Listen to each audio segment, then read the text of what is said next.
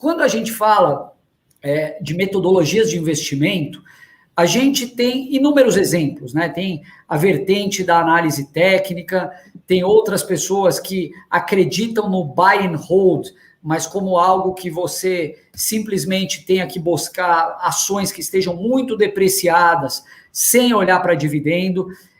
A gente buscou deixar muito claro na aula passada o porquê que a gente acredita que esse é o caminho. E a filosofia previdenciária se resume a 3 coisas muito simples: a compra de boas ações, ou seja, de boas empresas, a bons preços e ações essas que distribuam bons dividendos.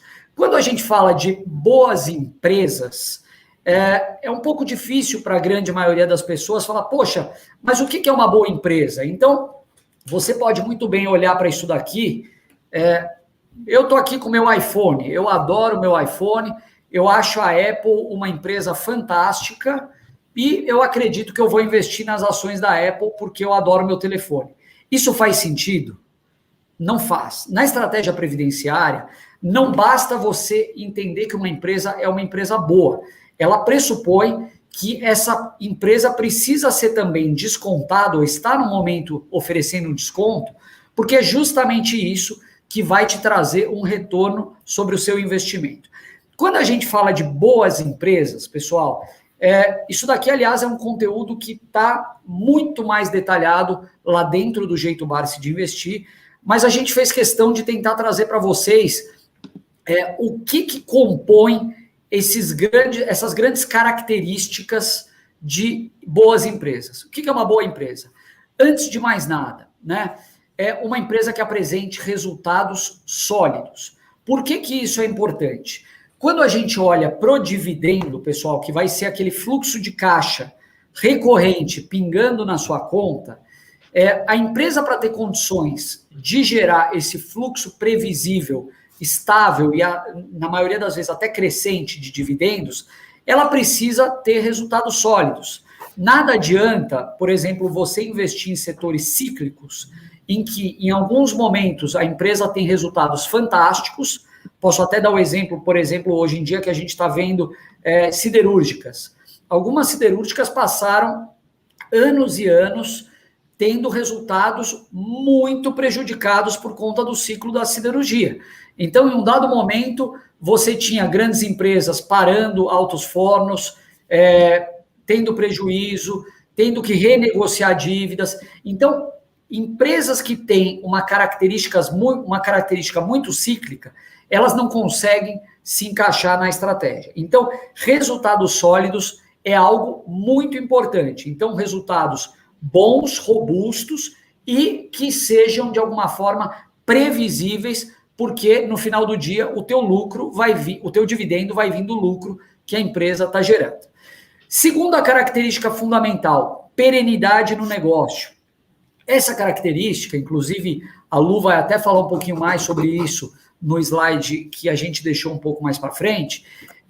A perenidade do negócio é algo muito simples. A gente não precisa fazer conta ou ficar imaginando coisas aqui para tentar entender se um negócio é perene ou não.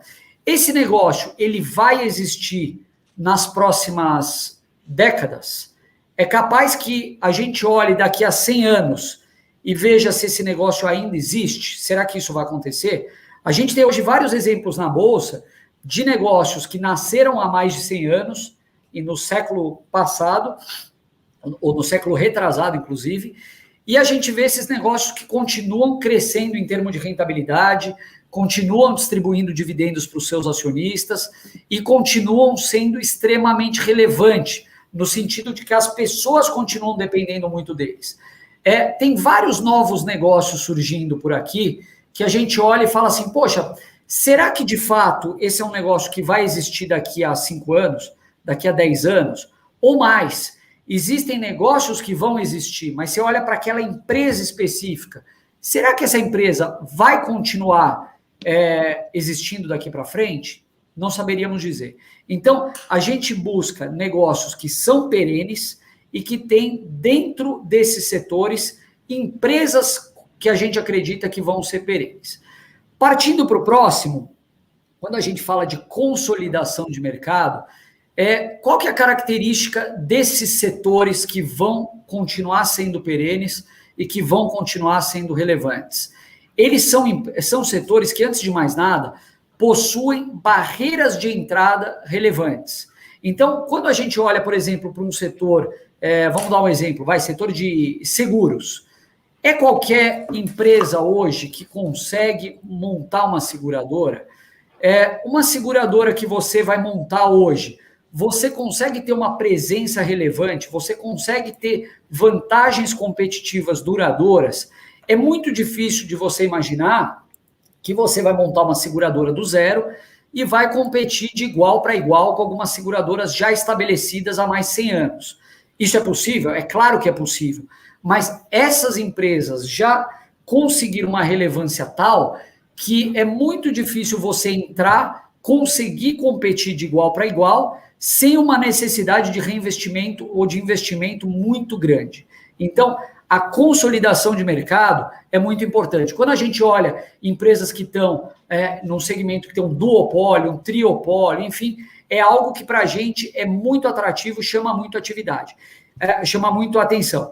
E, por fim, a política de dividendos, pessoal. De nada adianta tudo isso se a empresa é uma empresa que retém os lucros dela, que distribui um percentual muito pequeno do lucro, e nada disso vai adiantar para uma política de geração de dividendos e de reinvestimento de dividendos. Então, temos visto várias empresas abrindo capital na Bolsa, em que a política de dividendo é de 10% do lucro, 5% do lucro. Chegamos a ver uma empresa que até 1% do lucro dela vai ser distribuído na forma de dividendos. Isso é interessante? De jeito nenhum. Por quê? Porque isso não vai trazer um yield interessante para a nossa carteira e, sem retorno em dividendos, a gente acredita que a carteira vai ficar extremamente prejudicada. Joe, passa para o próximo slide, por favor. Bom, o dividendo, pessoal, ele é pago em função da quantidade de ações na sua carteira. Isso é algo que parece um pouco até difícil de você entender na prática, mas a gente trouxe um exemplo aqui que eu acho que fica muito claro do porquê que isso é muito importante. E mais, por que o AGF gosta quando o mercado despenca?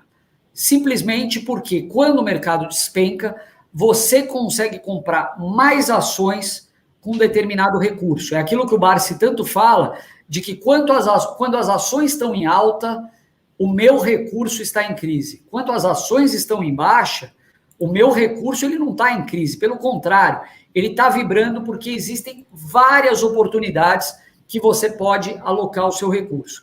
Na live passada, aqui na aula passada, a gente falou de uma coisa muito importante, pessoal.